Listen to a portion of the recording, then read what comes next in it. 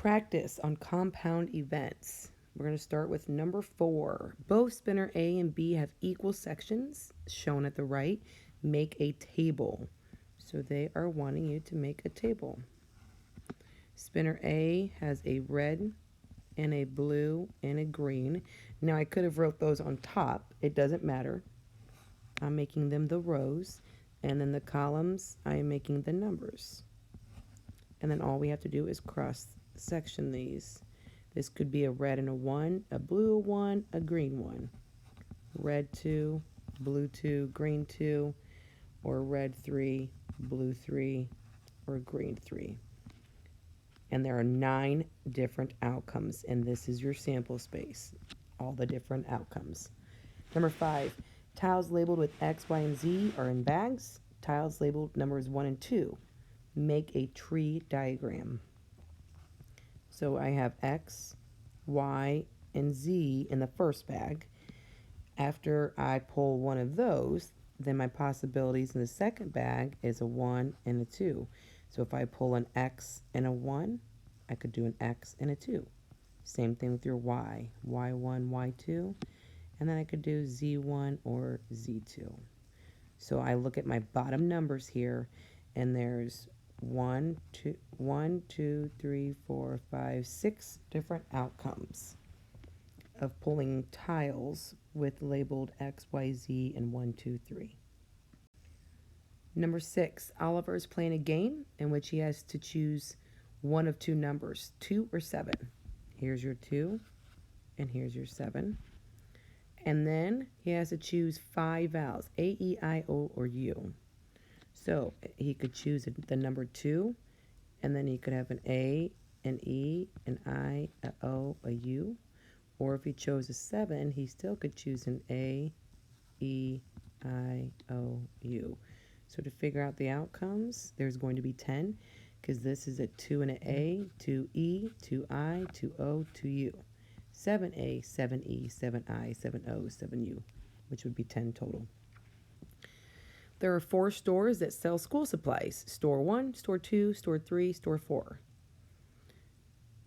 And there's 3 stores that sell sporting goods. So G1, G2, G3. They want to know how many possible combination stores could you visit to buy a tennis racket and then a backpack. So G is a sporting goods. So sporting goods store 1, sporting goods store 2, sporting goods store 3, and then now we have the school supply store. So if they go to the first sporting goods, they could go school supply store 1, school supply store 2, school supply store 3, school supply store 4. If they decide to go to sporting goods store 2, they still have the same option of school supply stores, or sporting goods store 3, same options. So when I'm looking at this and I'm counting the outcomes, here's 1, 2, 3, 4. That's always sporting goods store 1. 1, 2, 3, 4, which would then be 8, sporting goods store 2, and then we have 4 more with the 3. So that's an easy way of calculating that there's 12 possible combinations.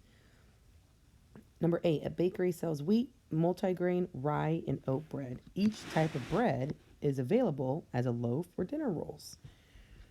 Complete the table. So in this box right here, this would be a wheat and a loaf. This box would be a multigrain and a loaf. Multigrain and a loaf. This would be rye and a loaf. And this would be oat and a loaf. Now we have all these different types of bread, but now in rolls. So wheat rolls, multigrain rolls, rye rolls, and oat rolls. Part B says to find the number of outcomes. Here is your sample space. How many different ways? And there are a total of 8 outcomes. We're going to skip number 9. Actually, yeah, number 9 says, how does the number of possible outcomes of a single event help you determine the number of outcomes of a compound event? You guys are going to learn that you're going to be able to end up multiplying. So like here, there's 4 choices, and here, there's 2 choices. So you can do the 4 times 2. So if you want to, you can write that you're going to end up being able to multiply, but the point of this lesson is to make sure you understand how to get that number through a list, a tree diagram, or a table. A new card can be purchased with a choice of 4 exterior colors, A, B, C, and D, and 3 interior colors. So outside versus inside. Make an organized list. So let's look at this. We have exterior color A, exterior color B, and exterior color C. So exterior, if I look at A, how many options do I have for interior? Well, I could have A with a 1, A with a 2, or A with a 3. Let's say I choose choice B for the outside color.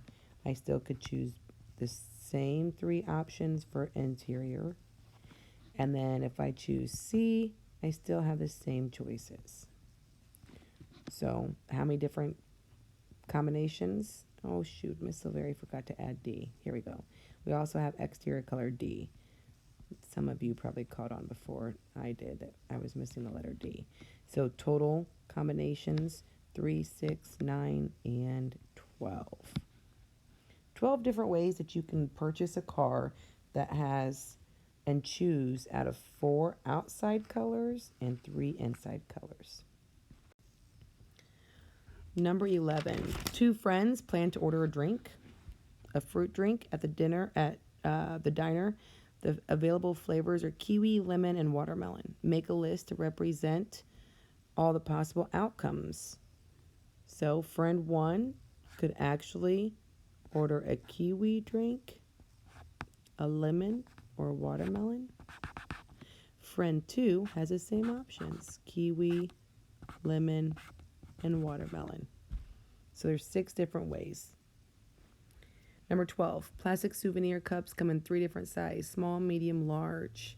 The available colors are red, white, and blue. Make a list. So easy enough. The size, we have small, red. So I'm going to look at just the small red, a small white, and a small blue. Same thing with medium red, medium white, medium blue. And with a large cup, you could get a large red cup, a large white cup, or a large blue cup. 1, 2, 3, 4, 5, 6, 7, 8, 9. 9 outcomes. Higher order thinking. Heidi's older sister needs to take either chemistry, geometry, or physics this year. She can take the class during any of 1 through 6 periods. Is there more than one way to draw a tree diagram in this situation? So she actually could start off with the type of classes, and this is probably going to get a little bit sloppy, chemistry, geometry, and physics. She could do chemistry in periods 1, 2, 3, 4, 5, or 6. She could choose geometry for periods 1, 2, 3, 4, 5, 6. Or she could choose physics in period 1, 2, 3, 4, 5, 6. Now, the other tree diagram is we could do it by class periods. So first, second, third, fourth, fifth, sixth. First period, she could choose chemistry, geometry, or physics. Second period, chemistry, geometry, or physics. Third period, chemistry, geometry, or physics. Fourth period, chemistry, geometry, or physics. Fifth period, chemistry, geometry, or physics. And sixth period, chemistry, geometry, or physics. That seems like a bit much. Either way, you're going to be able to understand that there's 18 different ways that you could make a schedule, okay? And the way that I found 18 is here is chemistry over here and 6 different periods. Geometry over here, and you have 6, and physics, you have 6. Number 14, it says complete the table to show the sample space of two-digit numbers using 8, 4, 3, and 2.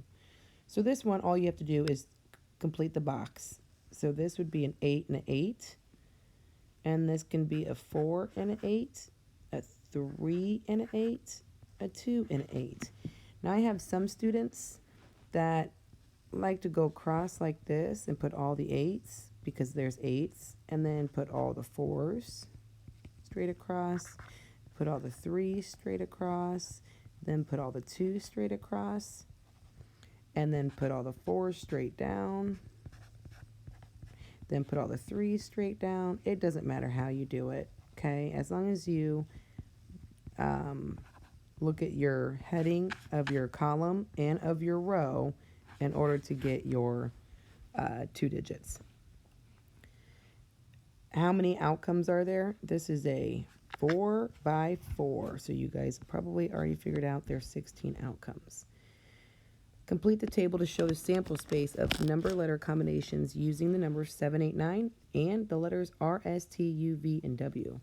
So I kind of cut off the picture a little bit, but this I could go through and write 7s all the way across, 8s all the way across, 9s all the way across. Then I could do R's straight down. That doesn't look like an R, does it? And then S's straight down, T's straight down, U's straight down, V, oh, I might just squeeze in, W over to your right. And then they want us to know how many possible. Well, there's 1, 2, 3, 4, 5, 6 on top, and 3 rows, 6 columns, 3 rows, 18 possible combinations.